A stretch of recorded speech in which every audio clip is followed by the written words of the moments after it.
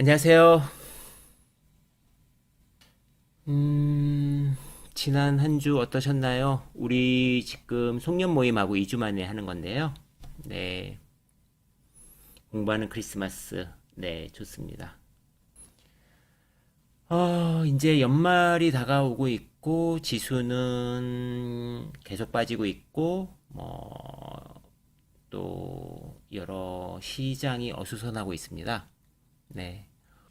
올해 이렇게 많이 하락했기 때문에 내년에는 이렇게까지 많이 하락하진 않을 것 같고, 또 뭐 공부하는 사람들은 지수만 하락하지 않는다면 수익을 낼 수 있습니다.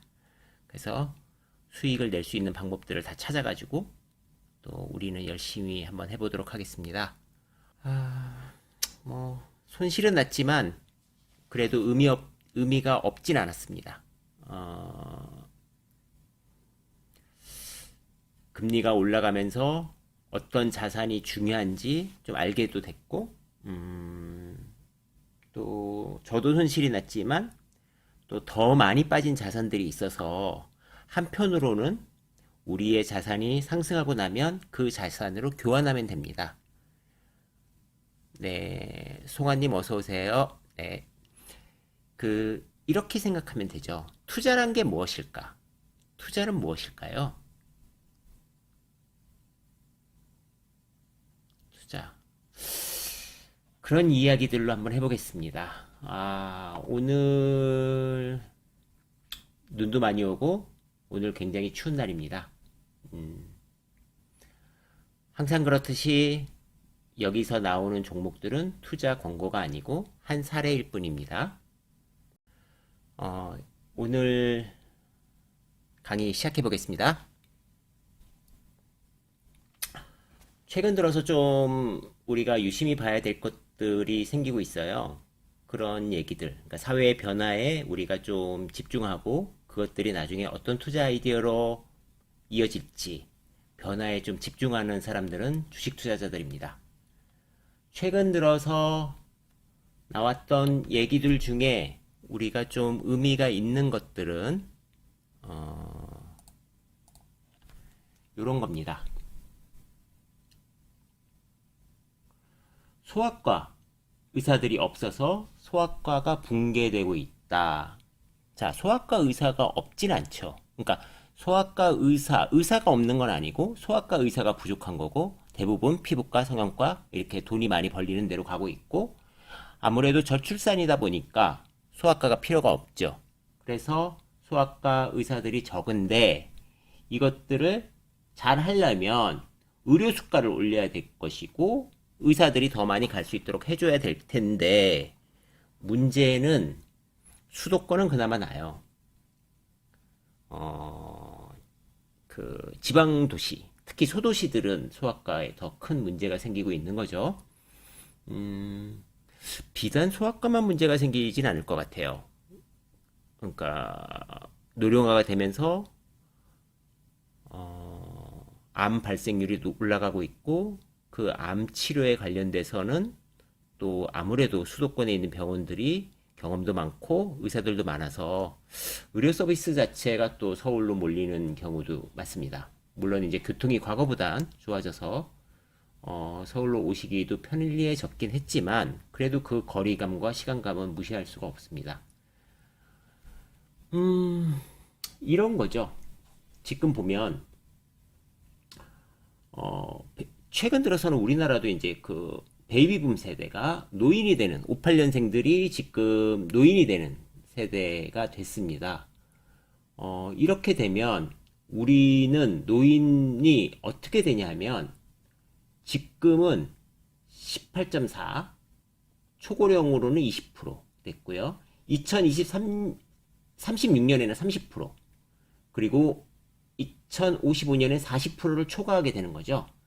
그래서 이게 문제가 분명히 될 수 있고 이런 것들이 변화가 되는 겁니다. 2070년 주요 국가의 노인 비율을 보면 미국은 제일 좋습니다. 25%.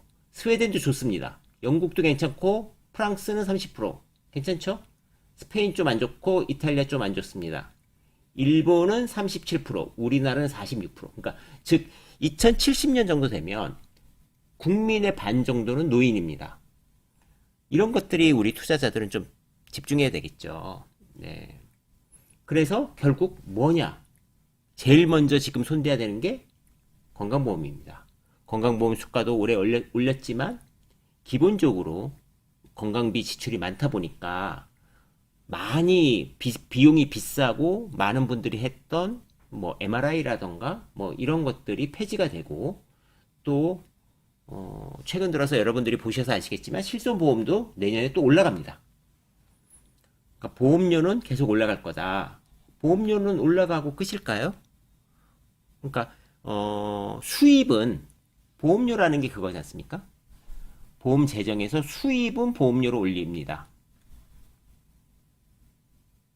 그럼 지출도 줄이는 게 지금 보면은 아까 문재인 정권의 문재인 케어를 뭐 사실상 폐하하겠다. 이건 지출을 줄이는 거죠. 수입은 늘리고 지출은 줄여야 되는 상황이지 않습니까? 그런데 수입을 늘리는 거는 결국 어떻게 되냐면 세부담이 생기니까 조세 저항이 생기고 또 젊은이들은 그 혜택을 보지 못할 거라는 두려움으로 납세 거부 운동도 일어날 수도 있습니다. 따라서 수입을 계속 올리는 것보다는 지출을 줄여야 할 것인데 지출을 줄이는 여러 가지 방법들 중에서 투자자들이 좀 봐야 될 것들도 있을 것 같아요. 오늘은 그 얘기가 좀 서두에 있습니다.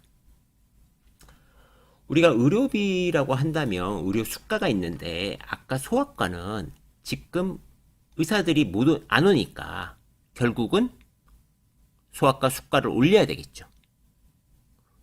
그래서 소아과 의사들이 수입이 증대돼야, 그러니까 환자들은 줄고 출생률이 주니까 환자들은 줄고 소아과 서비스를 제공하기 위해서 전국에 필요한 소아과 의사들은 수가 상대적으로 늘어나야 된다면 수가를 올려야 되는 겁니다. 그죠? 수가를 올려야지 들어오니까 어떤 부분은 수가를 올려야 되고 어떤 부분은 낮춰야 되는데 그러면 뭘 낮출 것이냐가 의료보험 재정에서는 핵심입니다.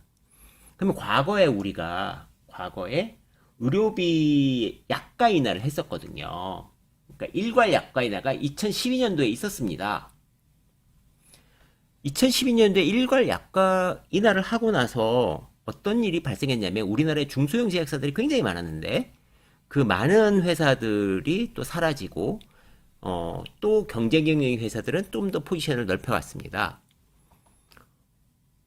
결국 그러면 요번에도 약가 인하가 일어날 수 있고 뭐 전면적인 약가 인하는 아니더라도 최소한 급박하거나 혜택 쪽에서 지금 당장 급여로 안 해줘도 되는 건 비급여로 돌린다던가 여러 가지 것들이 있을 수 있잖아요. 물론 약국들은 제약사들은 그거를 방어할 수 있는 회사도 있을 것이고 못할 회사도 있을 텐데 기본적으로 건강보험 재정에서는 낮출 수 있는 부분은 낮추고자 할 거예요. 그런 거죠. 그러면 낮출 수 있는 약은 뭐냐라고 한다면 신약은 아닙니다. 신약은 아니겠죠, 당연히. 그러니까 기존의 약들, 제너릭 이런 것들을 낮추고자 할 것이고요. 신약은 상대적으로 약을 개발해서 이익을 챙겨야 되기 때문에 아마 그걸 보존해 줄 겁니다. 그러면 우리가 상식적으로 생각해도 기존의 약을 해둔 회사보다 신약을 개발하는 회사의 밸류에이션이 높아질 확률도 있습니다. 그러니까 이런 변화들에 집중을 하면 투자 아이디어들도 이렇게 연상이 되는 거죠. 앞으로는 이런 쪽이 좀 잘 되는지 한번 모니터링 해봐야겠다. 이런 생각들을 가지고 또 그 단순히 건강보험 재정이 악화돼서 세부담이 늘어나는 피해도 있는 거에 너무 집중하지 마시고 그것들이 어떤 연쇄 효과를 불러일으키는지 집중하는 게 투자자 아니겠습니까? 그래서 그런 거를 한번 보시면 좋을 것 같습니다. 김수민 애널리스트는 고령하기 때문에 뭐 그냥 경고할 거다 뭐 이렇게 말씀을 하셨는데 약가 인하의 범위나 약가 인하 강도를 보고 아마 제약회사들의 밸류에이션은 되지 않을까 저는 생각합니다. 그렇고요. 또 한 가지 또 재미난 일들은 결국은 저출산이고 출산율을 올리기 위해서 우리가 많은 지원금을 주는데요. 과거에는 지방 뭐 이런 곳에서 많이 지급했다면 지금은 뭐 거의 무차별적으로 주는 것 같아요. 예를 들면 보성군은 셋째 아이 1,000만 원 준다고 기사가 나와 있죠. 셋째 아이상 1,000만 원. 예산군은 첫째도 500만 원, 둘째는 1,000만 원, 강남도 400만 원. 뭐 다 주네요. 그러니까 전국이 다 준다. 전국이 이런 돈들을 다 준다. 이런 돈들이 또 어떻게 쓰여질 것이고 뭐 어디로 흘러가는지 또 볼 필요도 있겠죠. 그런데 한편으로 보면 과연 출산 양육비, 뭐 지원금 이런 걸로 출산율이 해결될지 저희가 지금 0.7 정도 될 텐데요. 의문이죠. 보면 천안시 같은 경우에도 어떻게 돼 있냐면 이게 영수와 보조금도 주는 거죠. 출산 지원금 말고 가정에서 양육할 경우 현금 30만 원 그리고 돌봄 서비스 할 경우는 바우처 형태로 50만 원을 주는데 국비가 75%, 도비가 17.5%, 시비가 7.5%로 구성되어 있습니다. 그러니까 국비가 대부분이고 도비하고 시비로 지원되는 거죠.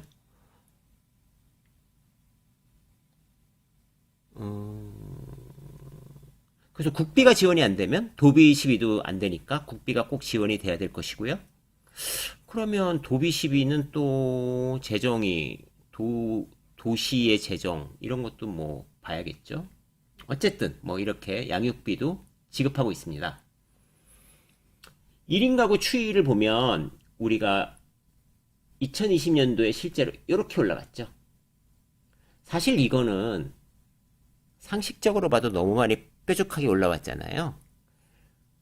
이거는 어쩌면 부동산이 급등하면서 세대 분할해서